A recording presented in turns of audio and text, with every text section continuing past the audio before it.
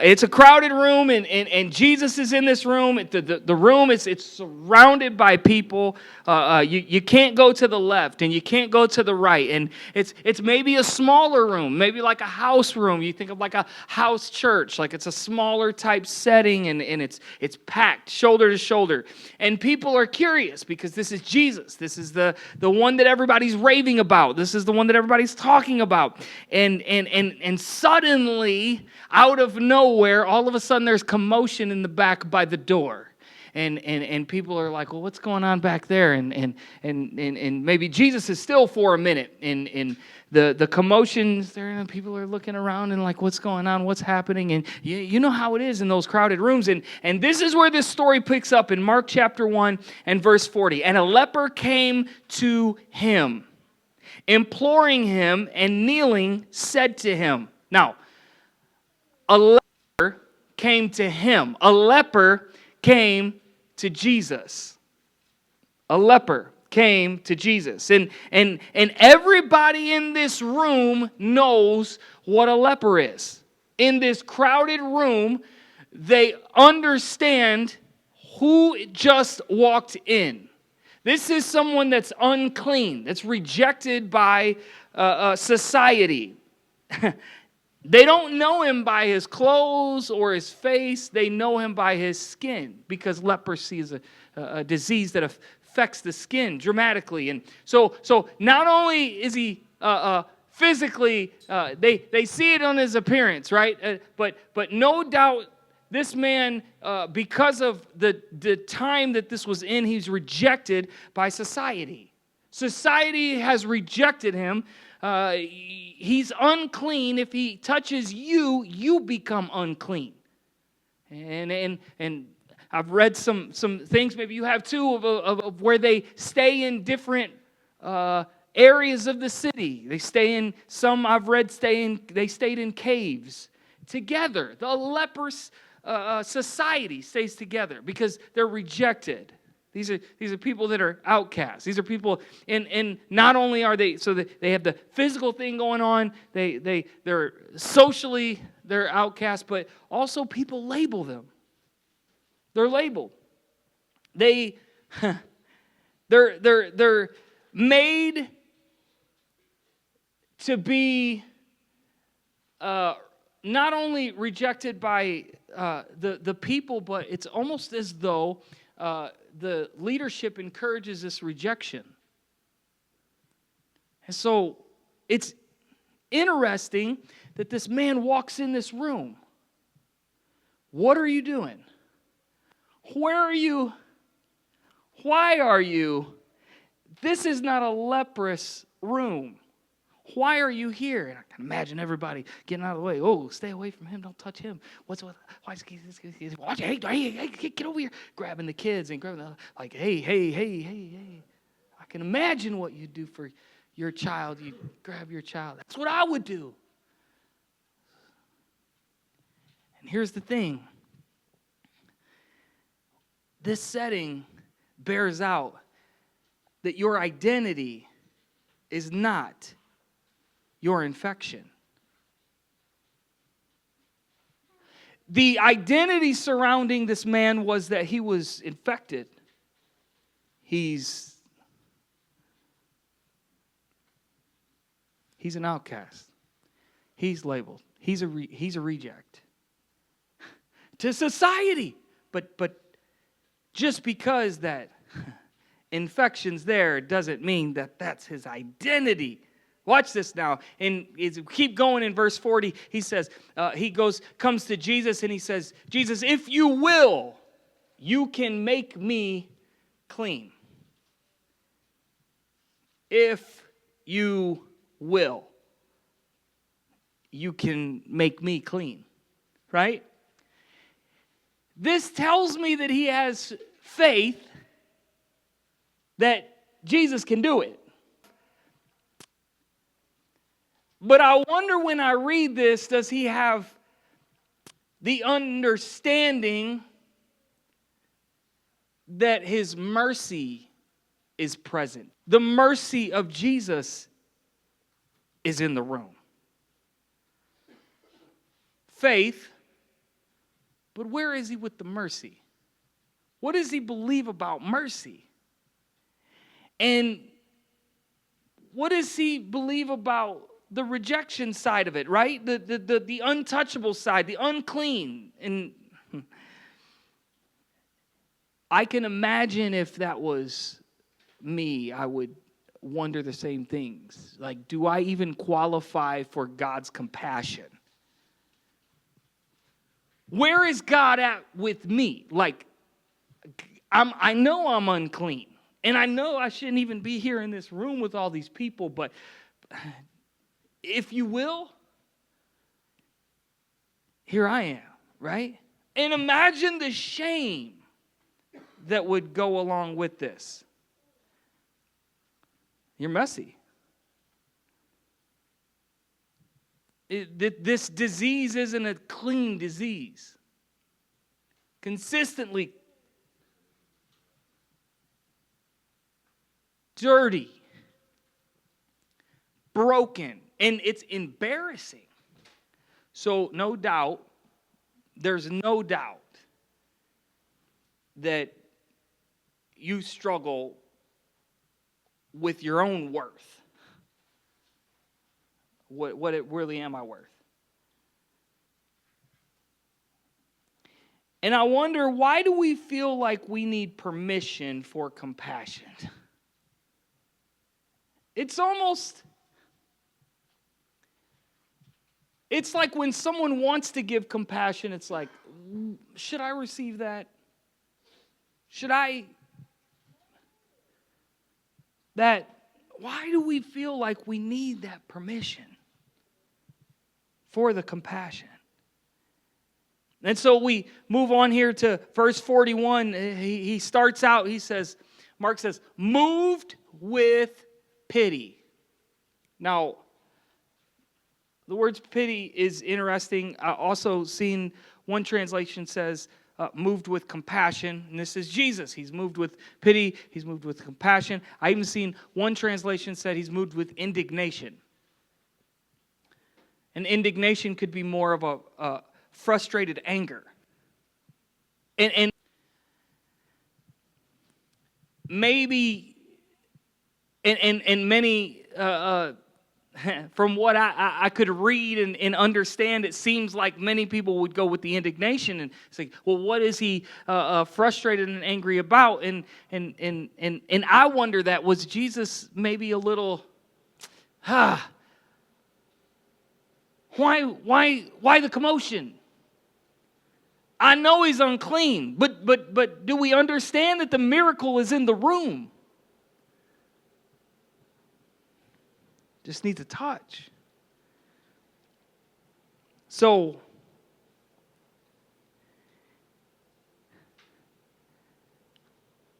they move away, right? The room moves away because the room sees a problem.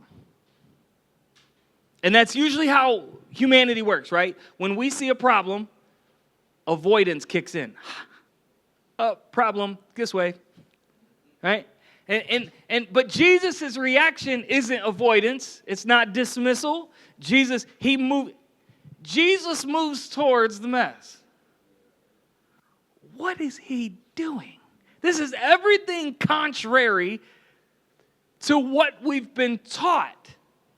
Why is he? Doesn't he know he could be unclean if he just touches him? Jesus, what are you doing? See, people see problems, but Jesus sees people.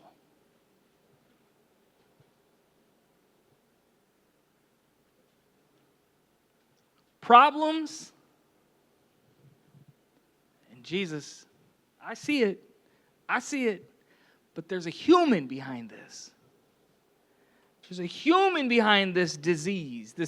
So Jesus steps closer. And as we continue on in verse 41, he stretched out his hand. Whoa.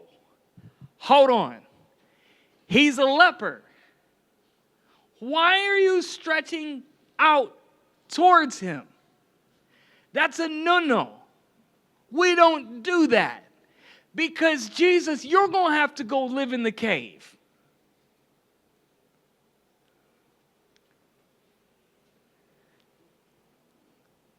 He stretches out his hand and touched him and said to him, stretches out his hand and he touches him. Jesus, what are you doing? And then he says to him, so before healing comes, a cleansing comes. Jesus doesn't heal him first.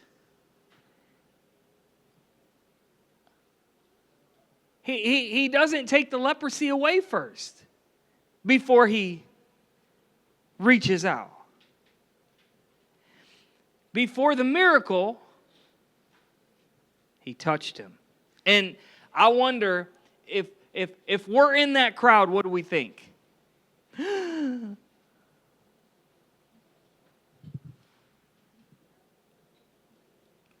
Jesus, what are you doing? His hand extends. The whole crowd's watching. Silence. I can imagine some of the kids maybe making a little noise, and you're like, hey, shh, shh, shh, shh. What's, shh.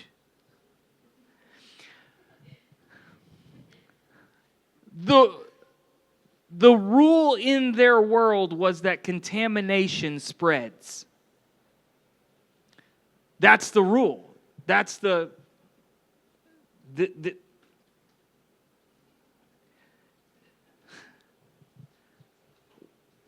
just have to think about it. 6 years ago, we go through this epidemic, and everything is all about this might get to you. And Jesus lays down a Uno reverse card. Everyone in the crowd is wondering, did Jesus just make himself unclean? In this room. The tension, I can't imagine in this room. And here's some questions that cross my mind. Why did Jesus could heal with a word? There's one setting of Scripture where someone comes to him and says, hey, I need you to heal my daughter. And he says, okay, let's go to his house. And I'm paraphrasing it. And he says, no, just speak the word. And Jesus is marveled. He's like, whoa, I haven't seen this much faith in all of Israel. So why not speak the word here to a leper? That's just where my mind goes. Why you got to touch him first?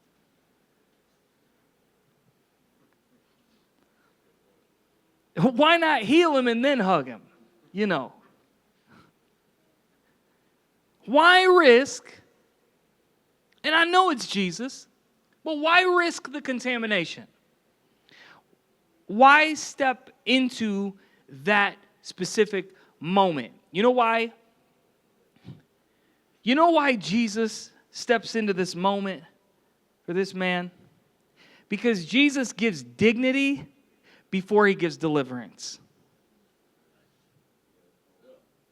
He loves humanity that much that he gives you decency, respect, dignity before the deliverance happens.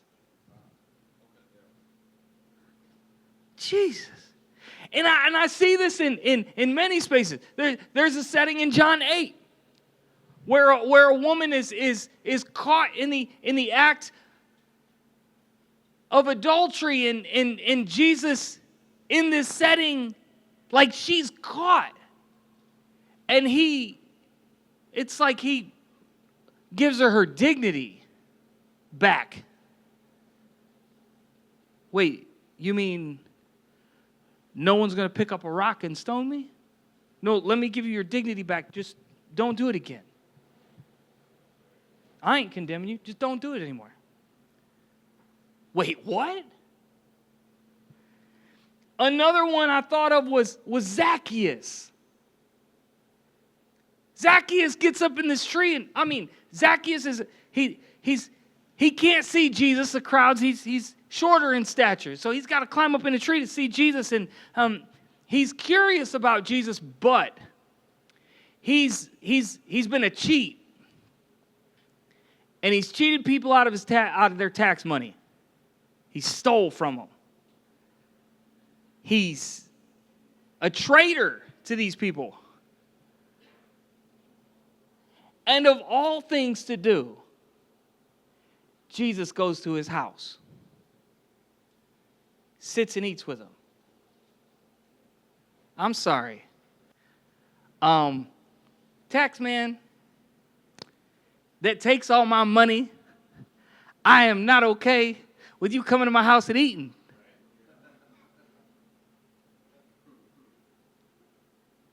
But Jesus gives him his dignity back. Before he says, go make this right. No. And he don't even tell him to make it right. And then there's this paralytic in Mark chapter 2. That's interesting that Jesus heals this man's legs so he can walk. This is wild. This man can't walk, and Jesus heals his legs. But before Jesus heals his legs, he heals his shame.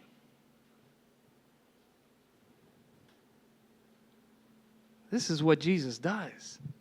And so in verse 41, it's a response that we know that's coming from Jesus because we've seen it over and over in the Gospels. And verse 41 says, he says, I will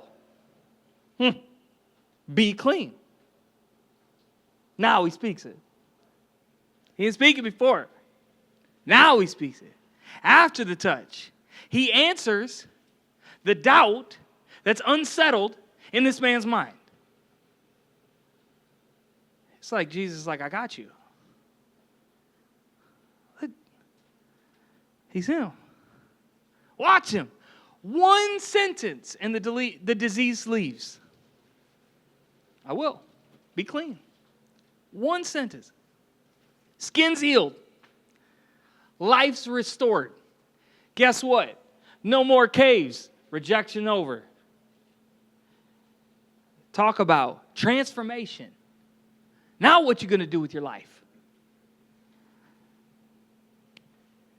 Jesus silences shame. That's what Jesus does.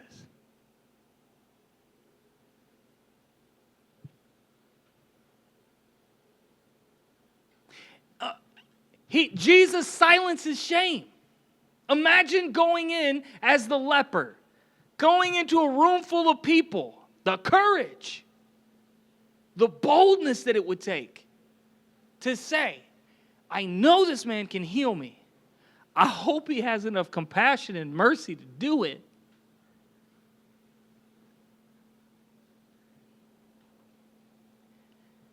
And then in verse 42, and immediately the leprosy left him, and he was made clean.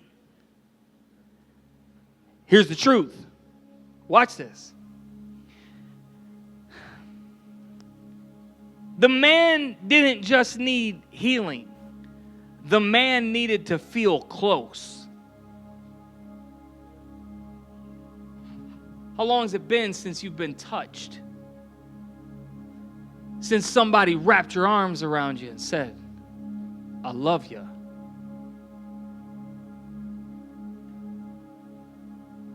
Somebody gave you a hug and said, man, I care. I see what you're going through. I understand.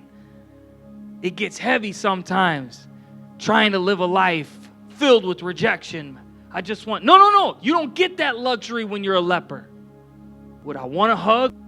Unless you're another leper, but would I want a hug? My skin's all messed up and it's painful just a brush against horrible pain. But touch, closeness. He's touched. For years, nobody touched him. There's no handshake when he comes to the synagogue. Nobody's saying, hey, good to see you.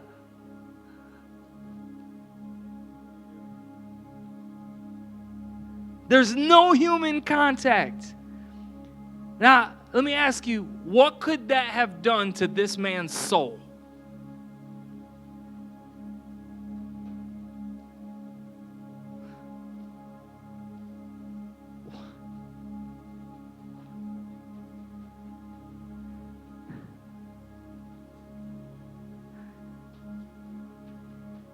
What could that have done? And before Jesus fixes this disease, Jesus restores that connection, right?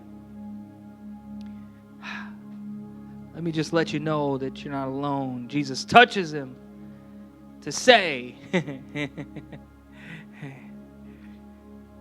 you're not untouchable. There's a song that my grandmother used to love. And the words of it just said, there's nothing too dirty that you can't make worthy. Washed in mercy, clean. This is Jesus. This is Jesus. And what's crazy is, to the room's amazement, to the crowd's amazement, Jesus didn't get contaminated.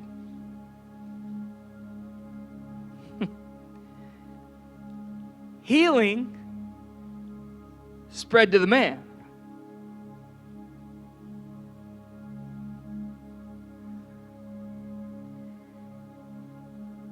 Because with Jesus, this is so deep. Purity, holiness moves in the opposite direction. Healing flows out of him. Shame says, stay back. Say, watch out. Shame says, come, look out. Jesus says, come closer. Let me put my...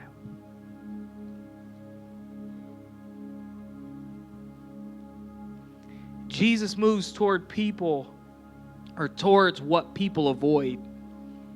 I'll say that again. Jesus moves towards what people avoid.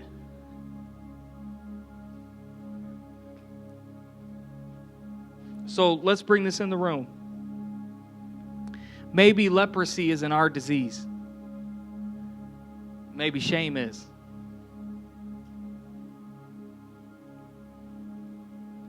Because shame hits fast, it's unexpected, it's embarrassing, it's exposing.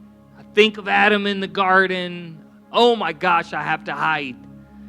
And when it happens, from my experience, nervous system